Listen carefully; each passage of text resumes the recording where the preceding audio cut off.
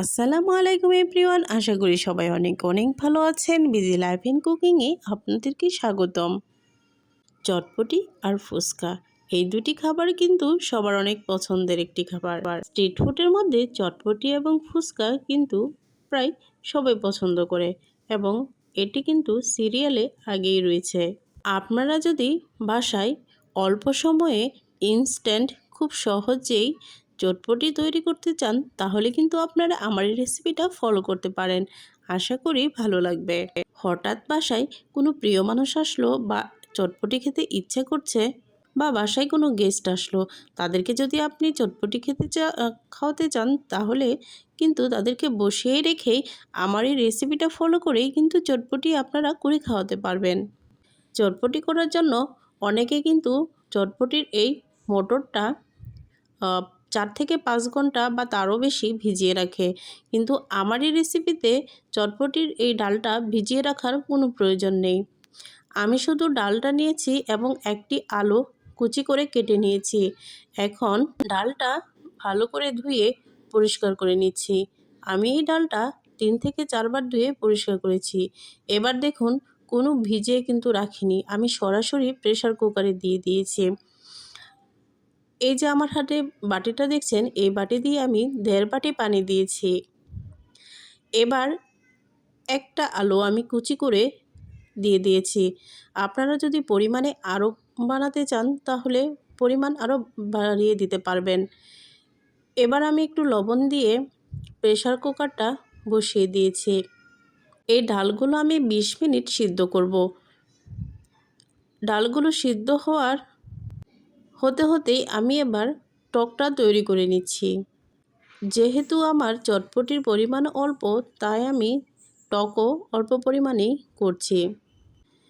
আমি তেঁতুলটা ভিজিয়ে রেখেছিলাম, এবার আমি তেঁতুল থেকে বিচি এবং ছালগুলো পরিষ্কার করে নিচ্ছি। এই পর্যায়ে আমি পরিমাণ মতো টেস্টিং সল্ট এবং সামান্য একটু চিনি দিয়ে ভালো করে নাড়াচাড়া করে দিলাম। এখানে আমি কোনো শুকনো মরিচের গুঁড়া বা কোনো মরিচ ইউজ করিনি, আপনারা চাইলে করতে পারেন। এবার আমি 3টা ডিম সিদ্ধ করে নিয়েছি। এই পর্যায়ে দেখুন আমার ডালটা খুব ভালো করে সিদ্ধ হয়ে গিয়েছে। এখন বীজাণু ঝামেলা ছাড়াই কত সুন্দর করে ডালটা সিদ্ধ হয়েছে এবং আলুটাও। এখন আমি এই চামচের সাহায্যে আলুগুলো ভেঙে নিব। দেখুন আলুটা কতটা সুন্দর করে সিদ্ধ হয়েছে, ধরা মাত্রই কিন্তু ভেঙে যাচ্ছে। এইভাবে আমি প্রত্যেকটা আলু ভালো করে ভেঙে ডালের সাথে মিশিয়ে দেব। এই পর্যায়ে আমি রাঁধুনি চটপটি মশলা ব্যবহার করেছি। আমি যেহেতু আগেও একবার করেছিলাম তাই এখানে অর্ধেক ছিল সেটাই। এখন আমি চটপটি মশলাটা চটপটিতে দিয়ে দিয়েছি। এবার আমি খুব ভালো করে মিশিয়ে নিচ্ছি। ঠিক এরকমই আর শুকাবো না। এবার আমি উঠিয়ে নিয়েছি। এ পর্যায়ে আমি সালাদগুলো কেটে নিয়েছি। শসা, টমেটো, কাঁচামরিচ, পেঁয়াজ এবং ধনিয়া পাতা ও ডিমগুলো আমি কিউব করে কেটে নিয়েছি। এবার সবগুলো সাজিয়ে নেওয়ার পালা। এবার এখান থেকে অল্প অল্প করে শসা, টমেটো,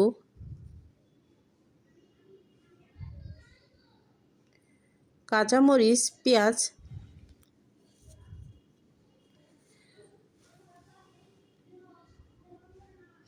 এবং ধনিয়া পাতা দিয়ে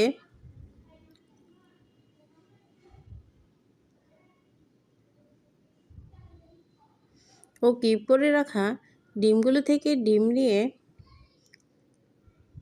সবগুলো উপকরণ আমি ভালোভাবে মিশিয়ে নেব।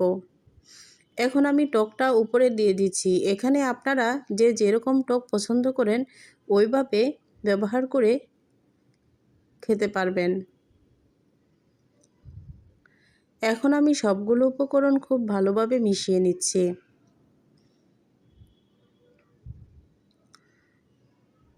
দেখুন এখানে কিন্তু আমার মটরগুলো ভিজিয়ে রাখার কোনো প্রয়োজনই হয়নি। প্রেসার কুকারে দেওয়ার ফলে মটরগুলো কিন্তু খুব সুন্দর করেই সিদ্ধ হয়ে গিয়েছে।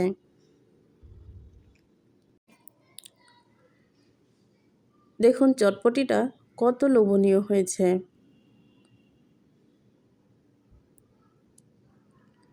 খেতেও কিন্তু অনেক সুস্বাদু হয়েছিল।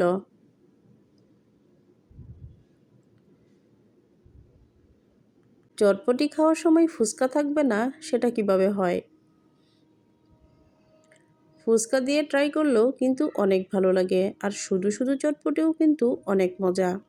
তাই আপনারা ভিজিয়ে রাখার ঝামেলা ছাড়াই ঝটপট এবং সহজ উপায়েই যদি চটপটি তৈরি করতে চান, তাহলে আমার এই রেসিপিটা ফলো করতে পারেন। আমার এই ভিডিওটা ভালো লেগে থাকলে লাইক, কমেন্ট এবং সাবস্ক্রাইব করবেন। আল্লাহ হাফেজ।